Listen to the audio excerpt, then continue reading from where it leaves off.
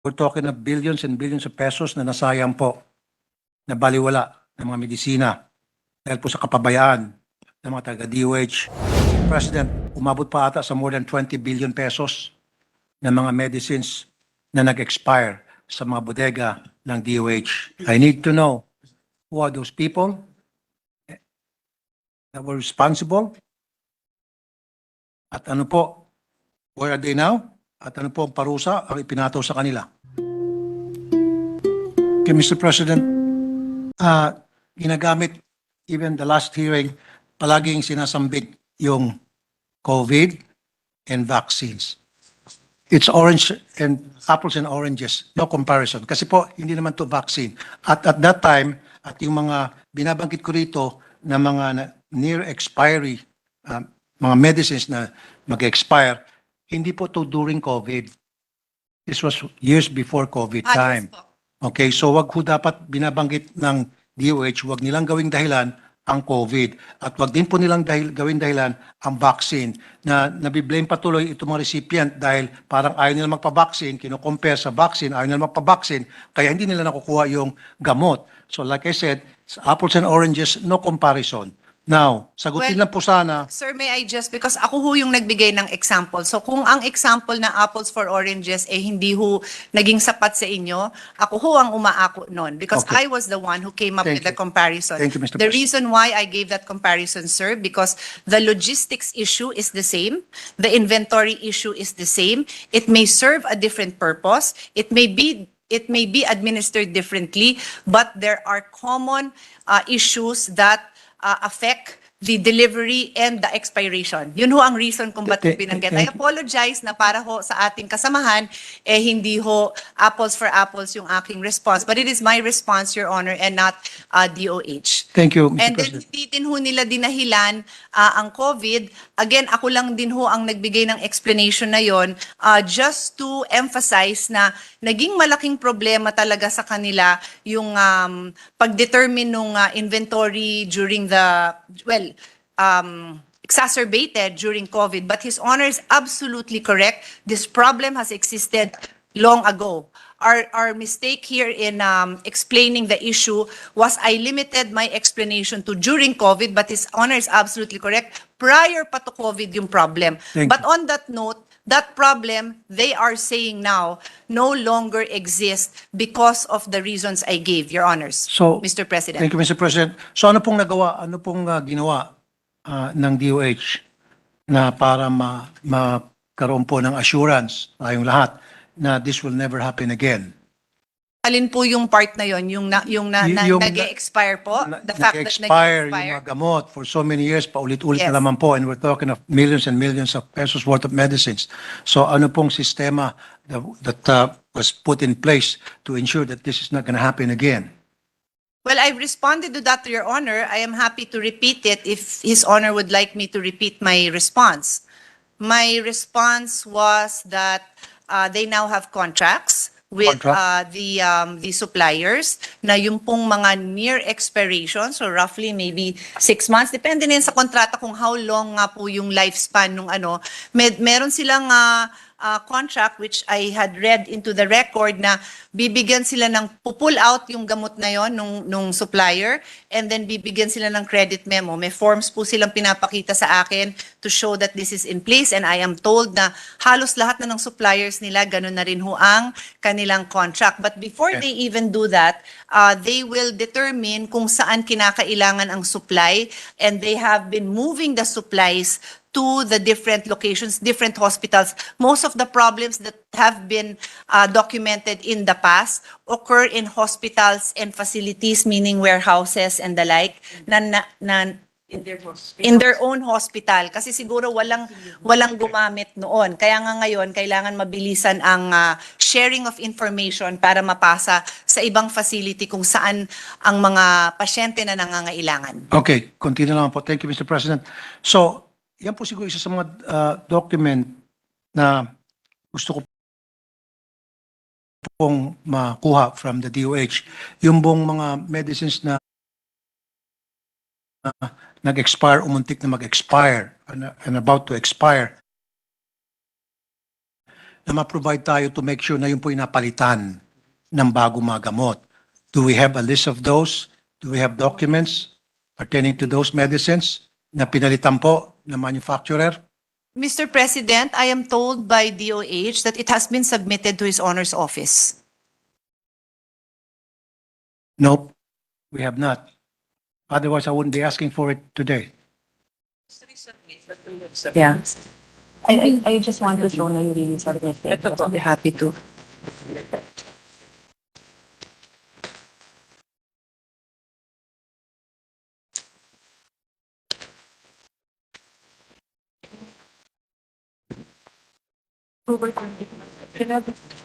I am reading I have, hold on, I will pull out my glasses.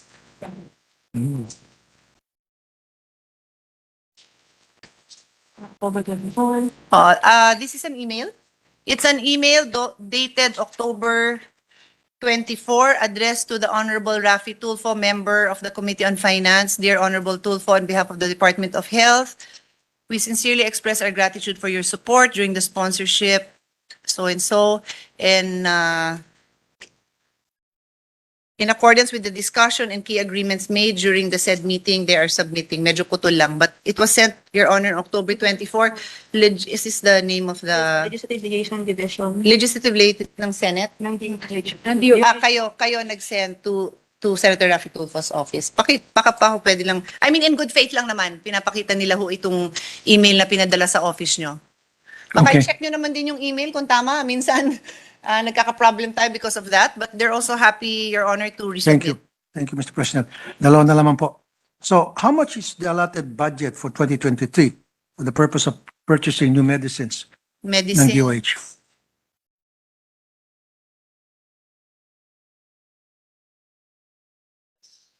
Francis.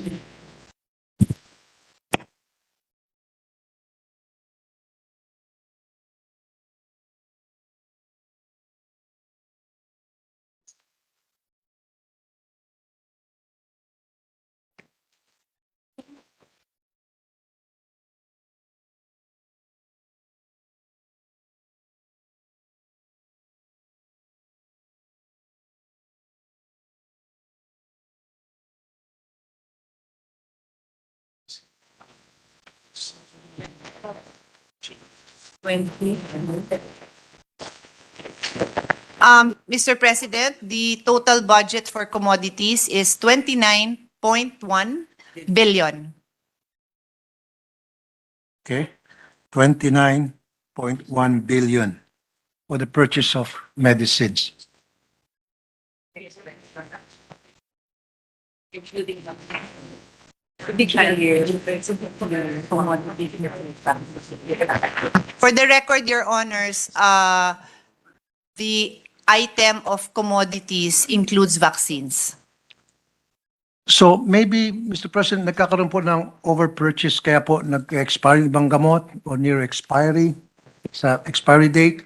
So siguro bawasan muna yung budget siguro sa pag-purchase ng medicine dahil Mr. President, I've repeatedly responded, but of course we respect His Honor's opinion na wala na nga hong nag-e-expire.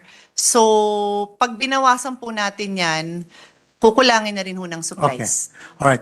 And last question po, Mr. President.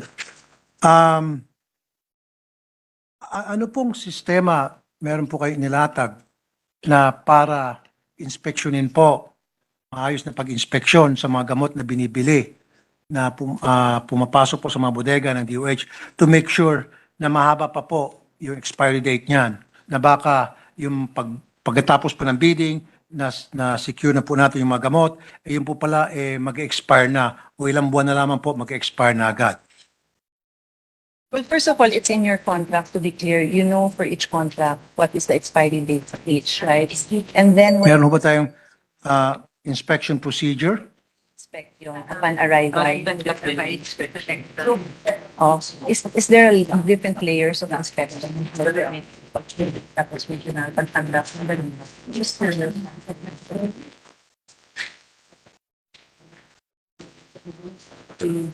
please. Okay. Hindi na-verify lahat yun. Ano pangalan nun? Inspection and makes books. committee. Okay. Of the inspection and acceptance. Mr. President, DOH has an inspection and acceptance committee. So upon arrival of the goods, this is inspected to ensure that it is compliant with the specifications of the contract that was or the bid award, no?